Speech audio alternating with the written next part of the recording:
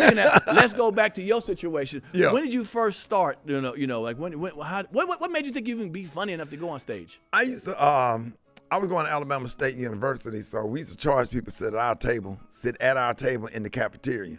So I would sit there and roast with some guys from, from other cities or whatever. But we was like in high school. Okay. We would charge people a dime. You want to sit at the table, you had to pay a dime. Damn.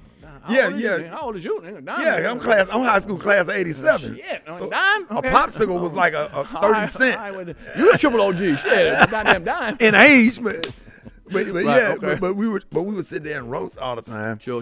So a comedian took me to a comedy club. Okay. And I saw him on stage. He was pretty good. Charles Jenkins. I remember him. He was a Christian comic.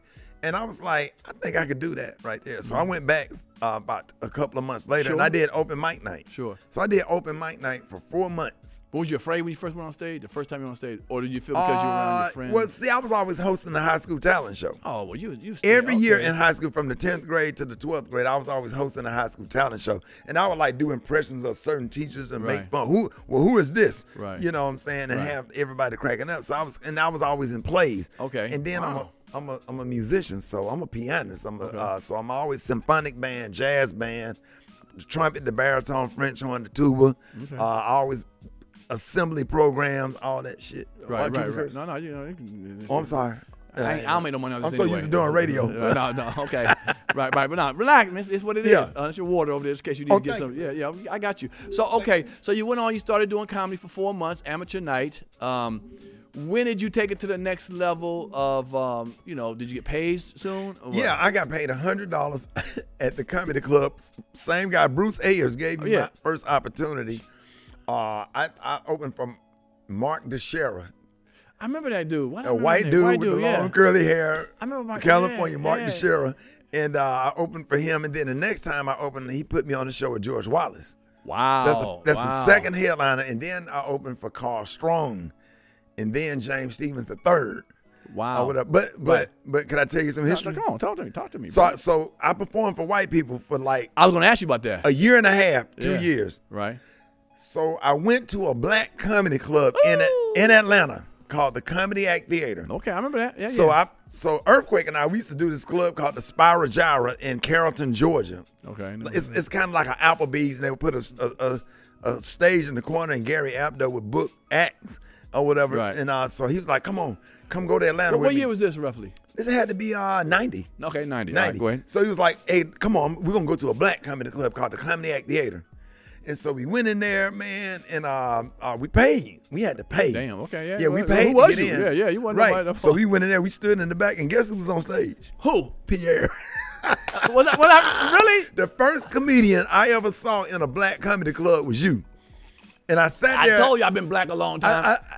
And I sat there. I get really excited. I'm excited just telling this, man. No, go ahead. Because you was on stage performing, and you was funny that night or whatever, and you came off stage, and you came back to the bar. I remember that. And spoke to Earthquake, and I walked up to her like, hey, man, how you doing? My name Rickey Smiley. I said, I'm doing open mic now. He was like, yeah, man. All right, man, keep doing what you're doing. Just stay with it. Stay with it. Okay. And you was really nice to me the first night I met. I had been done getting more. All right. No, bro. I get emotional because nobody have to be nice to you. You understand? Right. We 50 now. Right. Sure. I get emotional, and it's not just that, because the emotions come from. I feel you on it. You know, I went out to L.A. I didn't have anywhere to stay.